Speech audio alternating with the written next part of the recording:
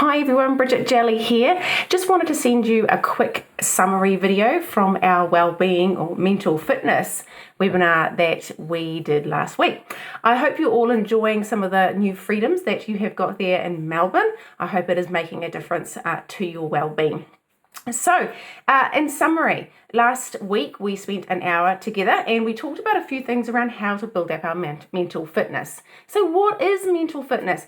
Basically what we're talking about here is the ability to flex and modify our resources to enable thriving, essentially. So we all sit on a scale from, languishing through to thriving, and it's pretty normal as human beings to go up and down that scale. But I guess the aim of the game is to try and stay in that flourishing space. And how we can do that is by building up our mental fitness skills.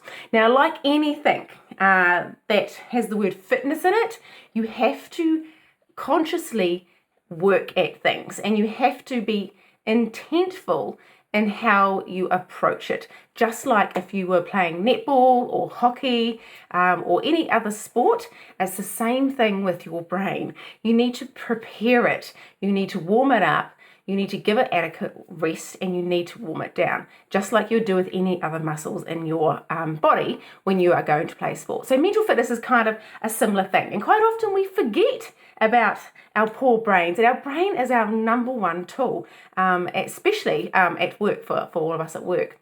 So mental fitness can be broken down into three areas. We've got strength, which is about dealing with the overwhelm. We've also got endurance, which is about sustainability, and then we've got flexibility. So that's that ability to adapt and flex our thinking when we can't change our situation, of which that's something that we've found ourselves in over the last 18 months or so now. So what are our strength tools? So strengths, this is about managing when the emotions start to get a bit much and get away on us. We are emotional creatures, no matter how much some of us would like to think we're not. We are. So some tools that we can use to manage those emotions. Emotions are healthy, they're good, and it's also really good to manage them so that we can activate, the thinking part of our brain when we need it, especially at work. So number one is what we talked about was stress inoculation. So that's that whole concept around when you are thinking about a situation that might crop up, that might cause you a bit of stress. It's about thinking about it ahead of the game and going through the different thoughts and feelings that you may experience with that stressor and just sitting with them and allowing them to be. And then whilst you're doing that, it's coming up with a plan of, okay, so what am I going to do when this situation, or if this situation comes up? And what we find is if we go through that stress inoculation process, later on, if and when it does happen, the stressor or event, we are better prepared for it. We feel more in control because we have already kind of front-footed it, if that makes sense. So stress inoculation, that's tool number one. The second one was physiological sigh. We actually all kind of do it already. This is just putting a fancy name to it. So remember how it works is it's breathing in through your nose once, and then again, and then breathing out through your mouth a longer breath. And it's doing this 3, 4, 5 times. And it is the quickest way to short circuit that amygdala hijack that we tend to get in our brain sometimes when we get triggered or activated. So the physiological sigh, I highly recommend it. If you want to chuck in a literal sigh, I find it actually works not too bad. Obviously pick your moments and where you do it. But science has proven it is the fastest way to short circuit that really strong stress response that we have in our systems. And the last one we talked about in terms of building up our strength is perspective.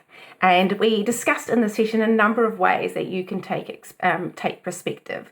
We talked about the little dot on the page and how sometimes that dot is our problem, but when it's so close up to our face, we cannot see past it. So sometimes it's about pulling the paper away, pulling the dot away, and seeing everything that is around that dot.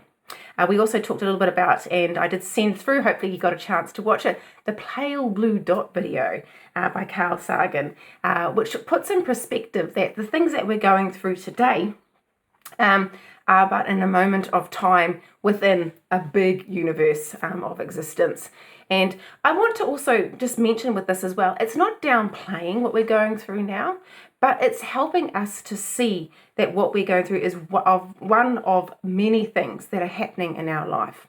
And another way to, I guess, deactivate this tunnel vision that we tend to get sometimes when we're stressed is by widening that gaze. So literally by widening your gaze, you are activating certain nerves and things in your brain. So your eye connected to the central nervous system, and you're activating that and releasing that tunnel vision from happening, which is sometimes what can cause us to get so distressed, right? We get so fixated on some things and get ourselves very worked up. So those are your tools for building mental fitness in terms of strength. The next one is flexibility. So this is about your ability to flex and bend. Because as we've discovered, sometimes we do not have control over some things in life. We do not have control over some situations, and we don't have control over other people.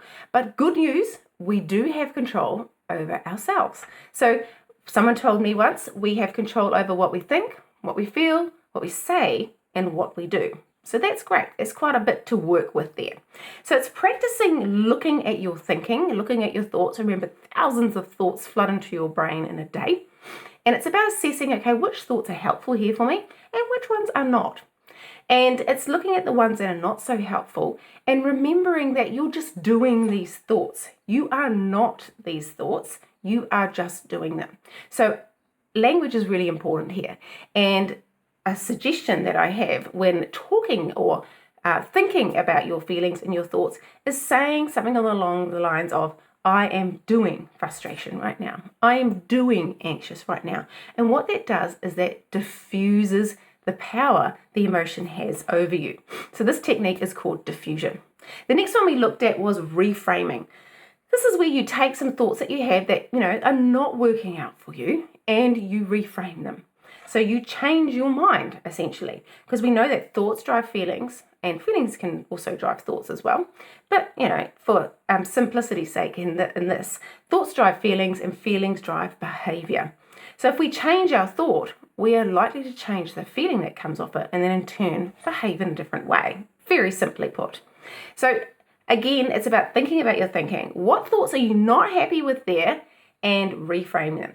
Now remember, you do have an internal BS detector, so you can't just flippantly reframe. It has to be a reframe that you believe. Otherwise, you will default back to your normal standard thinking.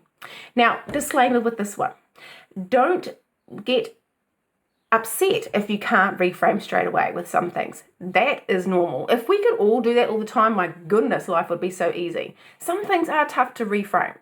They are difficult to get our heads around. So be patient. It may take a day, a week, or sometimes months to kind of reframe that thinking around whatever's happening for you in life. So manage your expectations. But if you can reframe, you will essentially change the game in terms of how you view what is going on for you. So that's flexibility. The last one is endurance. So this is about sustainability. How we can keep our brains going when we're having to endure things that are not going so well for us. So there were two tools that I talked about here. One is the micro break. So this is a really short break. Taking these frequently, I say roughly 1 to 5 minutes is useful. It's just enough for your brain to disengage from what you're doing, kind of recharge, and then carry on. Again, when we play sport, we don't typically, for example, a game of hockey, go the whole, I'm taking a guess here, hour. We will have little breaks in between there, and that enables our body to recharge and go again. So if you're wanting high performance, if you're wanting to look after that brain of yours, because it is very important in your jobs, then it's about taking those micro breaks where you can. And they can be anything. It can be literally staring at the wall. It could be scrolling through funny memes on Instagram. Whatever works, going down to the letterbox, taking a walk down to a cafe to get a coffee, whatever works for you. But it's really important that we give that brain that space that it needs. The last tool is monotasking. We live in a world where we multitask. We try and do so many things at once. Bad news is that's not so good for our brain. Our brain does not like it. In fact, it shrinks our brain. It shrinks the grey matter, shrinks your IQ, and it can reduce your productivity by about 40%. So multitasking is not something to brag about. In fact, we can't really do it. What we do is we toggle between things. We don't actually do two things at once. Our conscious processing capacity does not allow us to do that. So give your brain, a bit of respite, and try and factor in doing things one at a time. So that might be looking at different times of your day where you feel most alert. So are you an owl or a lark? And then using that time for focusing on one thing. And usually I would focus on things that are quite cognitively heavy in that time frame, because that's when you're going to get the best out of your brain. And it's where you can managing distractions. So, thinking about all your senses, how can you reduce, sound, sight, keeping things quite plain and simple. For example, in this video, if I had lots of different things going on in the background, that would be quite distracting and that would be overloading your brain. So it's keeping things simple, so you don't fry that brain of yours, because you don't want to fry it, you want to keep it going. It's endurance. So micro tasks, micro breaks, and monotasking are your two tools for that one. All right, I think I've summarized it all. I hope I've captured it. If you have any questions at all, please shout out. I'm always available for questions. My challenge to you is to pick an area, so strength, flexibility, or endurance. Pick an area that you want to focus on. Pick maybe one tool or two. You don't have to do lots. I always say start small. Tiny is mighty in my mind. When you can get some quick wins, your brain will feel more satisfied and is more likely to keep going. So pick one area, pick one tool within that area, and start putting that into practice now. Would love to hear how you're going. So please let me know if it is making a difference for you. But like anything in life, you get what you put in, and that is the same with your brain. If you want your brain to work to its optimum level, we need to look after it. We need to train it. All right, take care, and I'll see you next time.